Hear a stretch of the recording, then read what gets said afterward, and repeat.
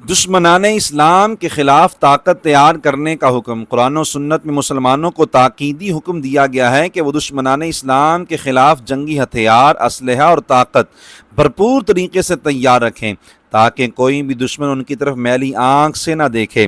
ارشاد باری تعالیٰ ہے وَأَعِدُّوا لَهُم مَّا اسْتَطَعْتُم مِّن قُوَّةٍ وَمِن رِّبَاطِ الْخَيْلِ تُرْهِبُونَ بِهِ عَدُوَّ اللَّهِ وَعَدُوَّكُمْ، یعنی مسلمانوں کفار کے خلاف جتنی قوت ہو سکے تیار رکھو اور جتنے گھوڑے باندھ سکو باندھو تاکہ اس تیاری کے ذریعے تم اللہ کے دشمنوں اور اپنے دشمنوں کو خوف زدہ کرو۔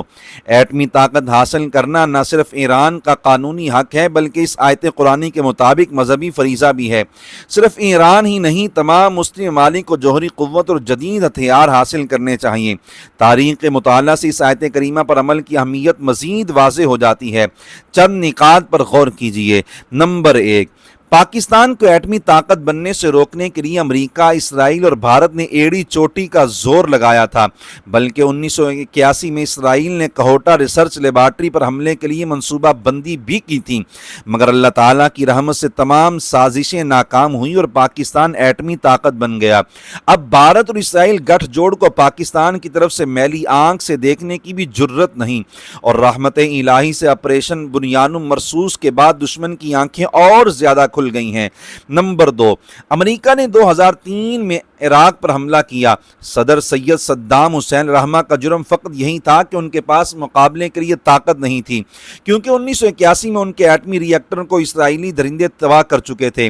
امریکہ نے الزام لگایا تھا کہ عراق کے پاس تباہ کن ہتھیار ہیں، مگر بعد میں ثابت ہوا کہ سب جھوٹ تھا اور اصل وجہ جرم ضعیفی تھی۔ نمبر 3، 2003 میں کرنل معمر قذافی علیہ رحمہ نے دباؤ میں آ کر اپنا ایٹمی پروگرام بند کر دیا تھا۔ نتیجہ یہ ہوا کہ 2011 میں نیٹو افواج نے لیبیا پر حملہ کر دیا اور قذافی بھی شہید ہو گئے۔ نمبر 4، 2014 میں امریکہ نے شام پر حملہ کیا۔ اب تک صورتحال یہ ہے کہ امریکہ اسرائیل اور روس میں سے جو چاہے اور جب چاہے اپنے مفادات کے لیے بمباری کر دیتا ہے، کیونکہ شام کے پاس اپنے دفاع کے لیے بھرپور قوت نہیں ہے، اور شامی فضائی قوت کو گزشتہ سال دسمبر میں اسرائیل تباہ کر چکا ہے۔ ان کے علاوہ افغانستان، یمن، لبنان اور دیگر ممالک کے حالات بھی گواہی دیتے ہیں کہ اللہ تعالیٰ کا فرمان عالی شان برحق ہے، اور تمام مسلم ممالک کو صہیونی اور دیگر دشمنان اسلام کے خلاف بھرپور طاقت تیار کرنی چاہیے۔